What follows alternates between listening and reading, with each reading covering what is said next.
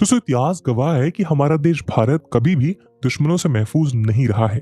समय समय पर भारत ने कई दिशाओं से आने वाले दुश्मनों के हमलों का सामना किया है, फिर चाहे वो अलेक्जेंडर हो, तुर्क हो, मुगल हो या फिर यूरोपियन शक्तियां। हालांकि आजादी प्राप्त करने के बाद भारत एक सोवरन कंट्री बन गया, जिसके चलते इस तरह के इन्वेजन्स और अटैक्स बंद हो गए। लेकिन इसके बावजूद भारत के दुश्मनों की संख्या कम नहीं हुई, क्योंकि हम पाकिस्तान और चाइना जैसे हॉस्टाइल कंट्रीज के इमीडिएट नेबर थे। पिछले 75 सालों में इन दोनों देशों के साथ हमारे युद्ध हुए, लेकिन बदलते समय के साथ युद्ध लड़ने का तरीका भी बदल गया है। अब दुश्मन सामने से हमला करने के बजाय देश को अंदर से दीमक की तरह खोखला करने की कोशिश कर रहा है, और इसी तरह के दुश्मनों से भारत की रक्षा करने का दायित्व भारत की सीक्रेट एजेंसीज के पास है, जिनमें सबसे प्रमुख है रॉ यानी research and analysis wing.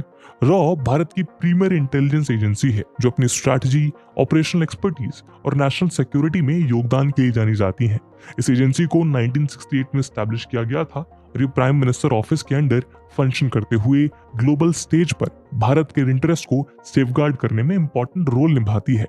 Raw का काम होता है इंटेलिजेंस गैदर करना, पोटेंशियल थ्रेट्स को एसेस करना और इसके लिए स्ट्रैटेजीज बनाना, और ये सारा काम अटमोस्ट सीक्रेसी और डिस्क्रिशन में किया जाता है। इसमें लो पब्लिक प्रोफाइल को मेंटेन किया जाता है, क्योंकि एजेंसी द्वारा किए जाने वाले ऑपरेशन काफी सेंसिटिव होते हैं और एक छोटी सी गलती का खामियाजा पूरे देश को भुगतना पड़ सकता है। लेकिन रॉ के विपरीत दुनिया की एक ऐसी सीक्रेट इंटेलिजेंस एजेंसी है जो इस तरह के सीक्रेट ऑपरेशंस में कम बिलीव करती है, बल्कि ये इंटेलिजेंस एजेंसी अपने फियर्स ऑपरेशन के लिए पूरी दुनिया में जानी जाती है, और वो है इजराइल की इंटेलिजेंस एजेंसी मोसाद।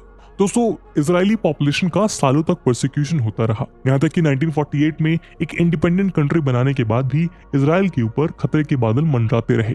समय समय पर अलग अलग तरीकों से जूइश लोगों पर हमले जारी रहे, लेकिन इजराइल की सीक्रेट इंटेलिजेंस एजेंसी मोसाद ने ईद का जवाब पत्थर से देने की तैयारी कर ली थी। अपनी इसी पॉलिसी के चलते मोसाद ने अपने दुश्मनों के खिलाफ बेहद डेडली ऑपरेशंस लॉन्च किए, चाहे वो 1972 में पैलेस्टीन के टेररिस्ट ग्रुप को खत्म करना हो या फिर 1981 में इराक के न्यूक्लियर रिएक्टर पर अटैक करना। मोसाद ने डंके की चोट पर इन सभी सीक्रेट ऑपरेशंस को अंजाम दिया था, और अब ऐसा लगता है कि भारत की इंटेलिजेंस एजेंसी रॉ भी मोसाद के पदचिन्हों पर चल पड़ी है। पिछले कुछ समय में रॉ ने कुछ सीक्रेट ऑपरेशंस लॉन्च किए, और इन ऑपरेशंस की मॉडस ऑपरेंडी यानी इन्हें एग्जीक्यूट करने का तरीका मोसाद से काफी मिलता जुलता है। उदाहरण के लिए मई 2023 में खालिस्तान कमांडो फोर्स के चीफ परमजीत सिंह पंजवर को अननोन लोगों ने लाहौर में गोली मारकर मौत के घाट उतार दिया। इसी तरह जून 2023 में सिख फॉर जस्टिस ग्रुप के एक इंपॉर्टेंट लीडर हरदीप सिंह निज्जर को कनाडा के एक एरिया में गोली मार दी गई। क्योंकि रॉ द्वारा किए गए सभी ऑपरेशन सीक्रेट थे, इसलिए रॉ या फिर भारत सरकार ने इन किलिंग्स पर कोई रिएक्शन नहीं दिया है। लेकिन जिन आउटफिट के लीडर्स मारे गए हैं, लगभग उन सब ने इसके लिए रॉ को दोषी ठहराया है। आज के डिस्कशन में हम रॉ के इस बदलते स्वरूप पर एक डिटेल डिस्कशन करने वाले हैं, जहां हम जानेंगे कि रॉ और मोसाद के बीच रिलेशंस का इतिहास कैसा रहा है और मोसाद कैसे सीक्रेट ऑपरेशंस को अंजाम देता है। साथ ही हम समझेंगे कि कैसे मोसाद की मॉडस ऑपरेंडी को रॉ भी अब फॉलो कर रहा है। दोस्तों, इस वीडियो की इंपॉर्टेंस यूपीएससी प्रीलिम्स और जीएस मेंस के इंटरनल सिक्योरिटी सेक्शन के लिहाज से काफी इंपॉर्टेंट है। तो चलिए शुरू करते हैं आज का डिस्कशन।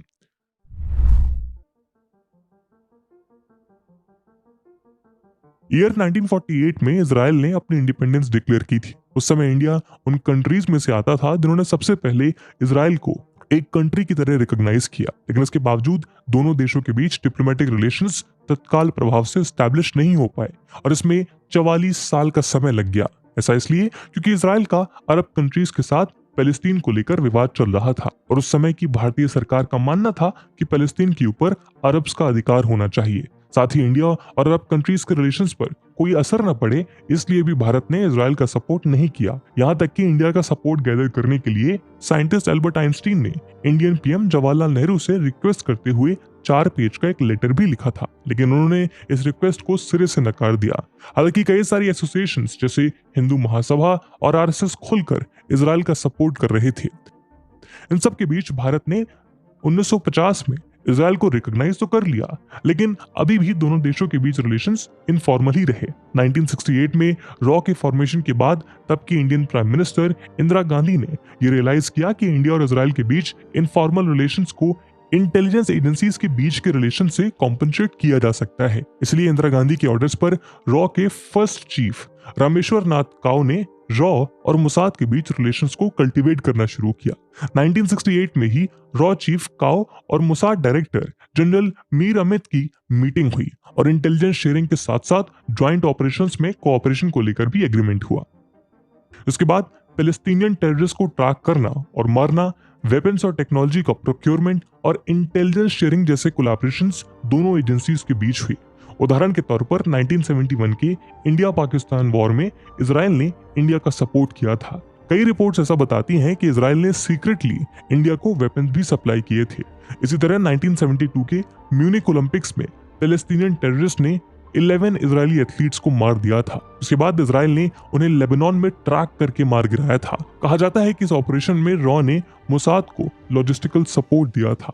इंडिया और इजराइल के बीच फॉर्मल रिलेशंस का दौर 1992 में खत्म हो गया और दोनों कंट्रीज के बीच फुल डिप्लोमेटिक रिलेशंस स्टैब्लिश हुए। इसके बाद से ही दोनों कंट्रीज और साथ ही साथ इंटेलिजेंस एजेंसीज के बीच रिलेशंस परवान चढ़ते रही हैं। लेकिन रॉ और मुसाद के बीच ये रिलेशंस हमेशा से क्रिटिसिज्म का शिकार रही हैं। कुछ एक्सपर्ट्स का मानना है कि इंटेलिजेंस के लिए भारत इजराइल के ऊपर ओवर डिपेंडेंट होता जा रहा है, जो लॉन्गर रन में इंडिया के लिए नुकसानदायक साबित हो सकता है। वहीं दूसरे पक्ष का मानना है कि रॉ और मुसाद के बीच का ये रिलेशन काफी ज्यादा सीक्रेटिव है और ये बिल्कुल क्लियर नहीं है कि इससे इंडिया को क्या बेनिफिट्स मिल रही हैं। इस क्रिटिसिज्म के बावजूद रॉ और मुसाद के बीच रिलेशनशिप आने वाले कई सालों तक कंटिन्यू रहेंगे, क्योंकि दोनों एजेंसीज आतंकवाद से लड़ने में और रीजनल स्टेबिलिटी के प्रमोशन जैसी कई फील्ड्स में कॉमन इंटरेस्ट शेयर करती हैं। दोस्तों, मोसाद की मॉडस ऑपरेंडी एकदम अलग है और इसी वजह से मोसाद इतनी डेडली एजेंसी है। तो सवाल ये उठता है कि आखिर मोसाद ऑपरेट कैसे करती है और वो इतनी खतरनाक क्यों है। इस सवाल का जवाब डिकोड करने के लिए चलिए समझते हैं मोसाद के वर्किंग स्टाइल को, जिसमें मोसाद कुछ चीजों पर स्पेशल एम्फेसिस करता है। सबसे पहला है इंटेलिजेंस गैदरिंग, जिसमें एजेंसी बेहद एक्सपर्ट मानी जाती है। मोसाद द्वारा ह्यूमिंट यानी ह्यूमन इंटेलिजेंस, सिगेंट यानी सिग्नल्स इंटेलिजेंस और OSINT यानी ओपन सोर्स इंटेलिजेंस का इस्तेमाल करके इंफॉर्मेशन का कलेक्शन किया जाता है। मोसाद कोवर्ट यानी सीक्रेट ऑपरेशंस को कंडक्ट करने के लिए काफी रिनोन्ड है। इजरायली इंटरेस्ट को प्रोटेक्ट करने के लिए टारगेटेड असैसिनेशंस और सैबोटाज मिशंस जैसे कई कोवर्ट ऑपरेशंस को मोसाद अंजाम दे चुका है। मोसाद टेक्नोलॉजिकली काफी एडवांस है और अपने ऑपरेशंस में इनोवेशंस के लिए भी अच्छी रेपुटेशन रखता है। ये एजेंसी अक्सर अपने इंटेलिजेंस ऑपरेशंस को सपोर्ट और उनकी कैपेबिलिटी को एनहांस करने के लिए कटिंग एज टेक्नोलॉजी को डेवलप और यूटिलाइज करती है। मोसाद की ग्लोबल रीच भी जबरदस्त है और इस एजेंसी के पास पूरी दुनिया में एजेंट्स और एसेट्स का एक बहुत वास्ट नेटवर्क है। इस ग्लोबल रीच के चलते मोसाद डिफरेंट रीजन्स में थ्रेट और पोटेंशियल टारगेट्स को मॉनिटर कर पाती है, जो उसे ऑपरेशंस के लिए एक अपर हैंड देता है। इजरायली इंटेलिजेंस एजेंसी अपनी अप्रोच में एग्रेसिव होने के साथ साथ काफी सीक्रेसी से अपने ऑपरेशंस को परफॉर्म करती है। इसका फायदा ये होता है कि अगर इजरायली एजेंसी का कोई भी एक्शन पब्लिक या कंट्रोवर्शियल हो जाए तो इजरायली गवर्नमेंट के पास इस तरह के ऑपरेशन से खुद को दूर करने का ऑप्शन हमेशा खुला होता है। सिर्फ इतना ही नहीं, मोसाद का सबसे स्पेशल फीचर है दूसरी इंटेलिजेंस एजेंसीज के साथ कोऑर्डिनेशन और कोऑपरेशन। इन सभी अप्रोचेस का इस्तेमाल करके मोसाद ने कुछ बेहद खतरनाक और रेनोन्ड मिशंस को अंजाम दिया है। उदाहरण के लिए एडोल्फ ईचमैन नाम का एक नाजी वॉर क्रिमिनल हुआ करता था, जो होलोकॉस्ट के समय मिलियंस ऑफ ज्यूज की मौत के लिए रिस्पॉन्सिबल था। 1960 में मोसाद के एजेंट्स एडोल्फ ईचमैन को किडनैप करके इजराइल ले आए, जहां 1962 में उसे एग्जीक्यूट कर दिया गया। 1962 में मोसाद ने ऑपरेशन डेमोकल्स लॉन्च किया, जिसमें जर्मन साइंटिस्ट और टेक्नीशियंस को टारगेट किया गया था। ये सभी साइंटिस्ट फैक्ट्री 333 नाम की एक मिलिट्री साइट पर इजिप्ट के लिए रॉकेट्स बना रहे थे। पैलेस्टीनियन टेररिस्ट ने इजराइल के साथ चल रहे विवाद के चलते 1972 के म्यूनिक ओलंपिक्स में पार्ट लेने वाले 11 इजरायली एथलीट्स को मौत के घाट उतार दिया था। 1972 में इन टेररिस्ट के अगेंस्ट मोसाद ने operation Wrath of God launch किया और एक एक करके 17 टेररिस्ट को मार गिराया। 1981 में मोसाद के इंटेलिजेंस पर इजरायली एयरफोर्स ने इराक के अनफिनिश्ड न्यूक्लियर रिएक्टर को ऑपरेशन ओपेरा के अंडर एयर स्ट्राइक करके मिट्टी में मिला दिया। लेकिन सभी ऑपरेशंस में से रॉ के साथ मिलकर मोसाद ने सबसे इंपॉर्टेंट ऑपरेशन किया ईयर 1971 में, दरअसल कंबाइंड इंटेलिजेंस से ये पता लगाया गया था कि पाकिस्तान, चाइना और नॉर्थ कोरिया के बीच मिलिट्री रिलेशन स्टैब्लिश हो रही हैं। ये बात तब और क्लियर हो गई जब Pakistani PM Zulfikar Ali Bhutto North Korea की विजिट पर गए और दोनों के बीच आर्म्स डील भी साइन हुई। ये डील 1971 वॉर से सिर्फ 10 हफ्ते पहले ही साइन हुई थी और मोसाद के इंटेलिजेंस ने इंडिया को इस बारे में पहले ही आगाह कर दिया था, जिसके चलते इंडिया ने इस वॉर में बड़ी जीत हासिल की और पाकिस्तानी आर्मी से इतिहास का सबसे बड़ा सरेंडर करवाया। दोस्तों, मोसाद की तरह ही रॉ भी पिछले कई सालों में अनगिनत सीक्रेट ऑपरेशंस में इन्वॉल्व रही है। हालांकि सभी सीक्रेट ऑपरेशंस के बारे में पब्लिक में इंफॉर्मेशन अवेलेबल नहीं है, लेकिन इसके बावजूद कुछ ऑपरेशंस ऐसे हैं जो डीक्लासिफाई हो गए हैं। 1974 में इंडिया ने अपना पहला न्यूक्लियर टेस्ट कंडक्ट किया और इस टेस्ट का नाम था ऑपरेशन स्माइलिंग बुद्धा। रॉ को जिम्मेदारी दी गई थी कि इस ऑपरेशन को सीक्रेटली पूरा किया जाए और ये काम रॉ ने बखूबी पूरा किया। इसके चलते 18 मई 1974 को इंडिया अपना पहला सक्सेसफुल न्यूक्लियर टेस्ट कंडक्ट कर पाया, जो हमारे न्यूक्लियर पावर्ड नेशन बनने की ओर पहला कदम था। मिड 1980s का दौर भारत के लिए एक डार्क पीरियड माना जाता है, क्योंकि इस समय खालिस्तानी मिलिटेंसी अपनी पीक पर थी। रॉ ने 2 काउंटर इंटेलिजेंस टीम्स बनाई, CITX और CITJ। CITX ने पाकिस्तान को टारगेट किया और CITJ ने खालिस्तानी ग्रुप्स को। कुछ ही समय में रॉ ने खालिस्तानी मिलिटेंट्स को पंजाब से बाहर खदेड़ दिया। खान रिसर्च लेबोरेटरी, जो पाकिस्तान की मेजर न्यूक्लियर वेपन लेबोरेटरी थी, उस पर भी रॉ ने आघात किया था, जो पाकिस्तान को एक न्यूक्लियर पावर मिलिट्री बनाना चाहती थी। कहूटा में चल रही इस फैसिलिटी के बारे में रॉ के इंटेलिजेंस ने पता लगा लिया था। इसके बाद इंडियन पीएम मोरारजी देसाई ने खुद पाकिस्तानी प्रेसिडेंट जियाउल हक को कॉल करके इस एक्टिविटी को बंद करने की हिदायत दी थी, लेकिन मोरारजी देसाई की इस कॉल की वजह से पाकिस्तान में रहने वाले रॉ के सभी ऑफिसर्स को ट्रैक करके मार दिया गया था। 1988 में People's Liberation Organisation of Tamil के मेंबर्स ने मालदीव्स में हमला कर दिया। मालदीव्स प्रेसिडेंट की रिक्वेस्ट पर रॉ और इंडियन आर्म्ड फोर्सेस ने ऑपरेशन कैक्टस कैरी आउट किया और मालदीव्स में गवर्नमेंट रूल रिस्टोर किया। ये रॉ द्वारा कैरी आउट किए गए कुछ इंपॉर्टेंट डीक्लासिफाइड ऑपरेशंस थे, लेकिन रॉ की वर्किंग स्टाइल में सबसे इंपॉर्टेंट ऑपरेशंस थे स्नैच ऑपरेशंस, यानी किसी सस्पेक्ट को पकड़कर इंटेरोगेशन के लिए भारत लेकर आना। रॉ ने नेपाल, बांग्लादेश और दूसरे देशों में बहुत सारे सक्सेसफुल स्नैच ऑपरेशंस किए हैं। उदाहरण के लिए Bhupinder Singh of the Khalistan commando force, Lashkar militants Tariq Mahmood और अब्दुल करीम टुंडा, इंडियन मुजाहिदीन का फाउंडर लीडर यसिन भतकाल और 26/11 मुंबई टेरर अटैक्स का हैंडलर शेख अब्दुल ख्वाजा। लेकिन रॉ द्वारा किए जाने वाली स्नैच ऑपरेशंस अब एनकाउंटर ऑपरेशंस में बदल चुके हैं। इन्हें पकड़ के इंटेरोगेशन के बजाय रॉ ने अब इन्हें खत्म करना शुरू कर दिया है। पर ये ट्रांजिशन कब और कैसे हुई? रॉ के इस ट्रांजिशन की शुरुआत हुई 2022 में। पहला टारगेट था जहूर मिस्त्री। काठमांडू से भारत आने वाली इंडियन एयरलाइंस के जिस IC-814 प्लेन को हाईजैक करके अफगानिस्तान के कांधार ले जाया गया था, उन हाईजैकर्स में जहूर मिस्त्री भी शामिल था। मार्च 2022 में 2 अननोन बाइकर्स ने कराची में जहूर मिस्त्री को गोली मार दी।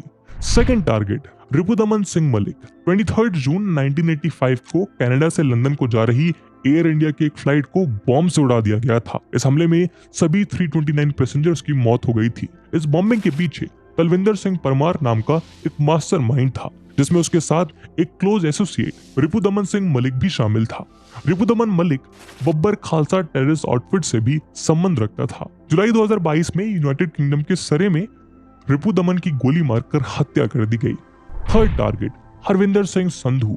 2021 में मोहाली में स्थित पंजाब पुलिस हेडक्वार्टर पर एक RPG अटैक को एग्जीक्यूट किया गया। इस RPG अटैक के लिए हरविंदर सिंह संधू रिस्पॉन्सिबल था। नवंबर 2022 में पाकिस्तान में हरविंदर ड्रग ओवरडोज से मरा पाया गया। फोर्थ टारगेट बशीर अहमद पीर। हिजबुल मुजाहिदीन कमांडर बशीर अहमद पीर को फरवरी 2023 में रावलपिंडी में गोली मार दी गई। फिफ्थ टारगेट सैयद खालिद रजा। अल बदर के कमांडर सैयद खालिद रजा को फरवरी 2023 में कराची में उसके घर के बाहर गोली मार दी गई। सबसे खास बात यह है कि इन सभी रिसेंट किलिंग ऑपरेशंस में मॉडस ऑपरेंडी एकदम सिमिलर है, यानी जिस प्रकार से मोसाद अपने दुश्मनों को सीक्रेटली मौत की घाट उतारती है, उसी प्रकार से रॉ भी अपने दुश्मनों को मार रही है। यही मॉडस ऑपरेंडी रिसेंटली कई सारे खालिस्तानी लीडर्स के खिलाफ भी इस्तेमाल की गई है। जैसे कि इसी लिस्ट में 6 टारगेट है परमजीत सिंह पंजवार, मई 2023 में खालिस्तान कमांडो फोर्स के लीडर परमजीत सिंह की लाहौर में बाइक पर सवार 2 अननोन लोगों ने दिन दहाड़े गोली मारकर हत्या कर दी। परमजीत सिंह लाहौर की सनफ्लावर सोसाइटी में रहता था और मॉर्निंग वॉक पर निकला था। आज तक उसे मारने वाले दोनों शूटर्स के बारे में कोई भी एजेंसी जानकारी इकट्ठा नहीं कर पाई है और उसके सपोर्टर्स का कहना है कि इसमें भारत की इंटेलिजेंस एजेंसी रॉ का हाथ है। इस लिस्ट का 7th टारगेट है हरदीप सिंह निज्जर। 18 जून 2023 को खालिस्तान टाइगर फोर्स का लीडर हरदीप सिंह निज्जर कनाडा के सरे में एक गुरुद्वारा की पार्किंग में था। वहां से वो अपने घर लौट रहा था जब उसे गोलियों से छलनी कर दिया गया। कनाडा के विश्व सिख संगठन ने हरदीप सिंह की डेथ में इंडियन इंटेलिजेंस एजेंसी पर आरोप लगाया। सिख संगठन ने यह भी कहा कि हरदीप सिंह निज्जर को पहले से ही डर था कि इंडियन इंटेलिजेंस एजेंसी उसे अपना निशाना बनाने वाली है और उसका डर एकदम सही साबित हुआ। 8th टारगेट अवतार सिंह खांडा। जून 2023 में ही खालिस्तान लीडर अमृतपाल सिंह के एक हैंडलर अवतार सिंह खांडा की भी डेथ हो गई है। अवतार सिंह खांडा टर्मिनल कैंसर से डायग्नोज हुआ था और ब्रिटेन के हॉस्पिटल में उसका इलाज चल रहा था, लेकिन ट्रीटमेंट के दौरान ही मिस्टीरियस सर्कमस्टेंसेस में उसकी डेथ हो गई। सबसे दिलचस्प बात यह है कि उसकी मौत का कारण पॉइजनिंग को बताया जा रहा है। सिर्फ इतना ही नहीं, 20 से ज्यादा खालिस्तानी टेररिस्ट को ढूंढा जा रहा है और ये सभी अंडरग्राउंड हो गए हैं। अर्शदीप सिंह AK अर्शदाला, गगनदीप सिंह, गोल्डी ब्रार, गुरपिंदर सिंह, सतवीर सिंह, चरणजीत सिंह और रमनदीप सिंह जैसे टेररिस्ट के खिलाफ लुकआउट नोटिस जारी कर दिए गए हैं। ये सभी terrorist Canada, US, Australia, UK और ग्रीस जैसी कंट्रीज में छुपे हुए हैं क्योंकि इन्हें भी अपनी मौत का डर सता रहा है और शायद इनका डर जल्दी सही साबित हो सकता है। रॉ भारत की नेशनल सिक्योरिटी के लिए एक क्रिटिकल पिलर बनकर खड़ा रहा है। रॉ ने टाइम के साथ अपने आप को इवॉल्व किया है और साथ ही कॉम्प्लेक्स ऑपरेशंस को एग्जीक्यूट करके, थ्रेट्स को काउंटर करके और पॉलिसी मेकर्स को क्रूशियल इनपुट्स देकर अपने आप को प्रूव भी किया है। टेररिज्म, साइबर थ्रेट्स और जियोपॉलिटिकल कॉम्प्लेक्सिटीज जैसे इमर्जिंग चैलेंजेस के लिए भी एजेंसी ने खुद को अडैप्ट किया है। लेकिन अब जिस तरह से रॉ ने अपने वर्किंग स्टाइल को पूरी तरह से ट्रांसफॉर्म कर दिया है, उसे देखते हुए ये कहना गलत नहीं होगा कि रॉ अब एक एग्रेसिव अप्रोच वाली एजेंसी बनने की ओर अग्रसर है। जाहिर तौर पर इस अप्रोच के कई सारे फायदे हैं क्योंकि इससे रैपिड रिस्पॉन्स और थ्रेट्स को प्रिवेंट करने जैसे काम तेजी के साथ किए जा सकते हैं, लेकिन इस अप्रोच के डिसएडवांटेजेस भी एग्जिस्ट करते हैं। उदाहरण के लिए इस अप्रोच के चलते एजेंसी को एक्सटेंसिव सर्विलेंस में एंगेज होना पड़ता है जो कई बार प्राइवेसी का इन्वेजन भी बन सकता है। साथ ही पावर बढ़ने पर एब्यूज और करप्शन की संभावनाएं भी बढ़ती हैं। डिप्लोमेटिक रिलेशंस पर भी असर पड़ सकता है और इंटरनेशनल कोऑपरेशन में भी कमी आ सकती है और इन सब रीजंस की वजह से रॉ कंट्रोवर्सीज ऑफ चैलेंजेस से भी घिरा रहेगा। इसलिए ये जरूरी है कि एग्रेसिव और डिफरेंशियल अप्रोच के बीच एक स्ट्राइकिंग बैलेंस को मेंटेन किया जाए। ये बात भी तय है कि आने वाले समय में जैसे दुनिया और भी इंटरकनेक्टेड होगी, वैसे ही रॉ का रोल और अधिक बढ़ता जाएगा और अडेप्टेशन, इनोवेशन और कोलैबोरेशन बढ़ने के साथ साथ ग्लोबल स्टेज पर इंडिया की पोजीशन को शेप करने में ये इंटेलिजेंस एजेंसी बेहद इंपॉर्टेंट रोल निभाने वाली है। और इसी उम्मीद के साथ आज की वीडियो को हम यहीं समाप्त करते हैं। इस पूरे मुद्दे पे आपका क्या ओपिनियन है कमेंट सेक्शन में जरूर साझा करिएगा। इस वीडियो की इंपॉर्टेंस यूपीएससी प्रीलिम्स और मेंस में दिखते हुए एक सवाल हम आपके लिए छोड़कर जा रहे हैं जिसको आपको कमेंट सेक्शन में आंसर करना है। The question is, discuss the role of research and analysis wing in countering future security challenges. And with this question, my friends, that's it for the video. I hope आपको video पसंद आई होगी और अगर पसंद आई है तो अपने दोस्तों के साथ शेयर करना मत भूलिएगा। मिलते हैं अगले वीडियो में, तब तक के लिए जय हिंद, जय भारत।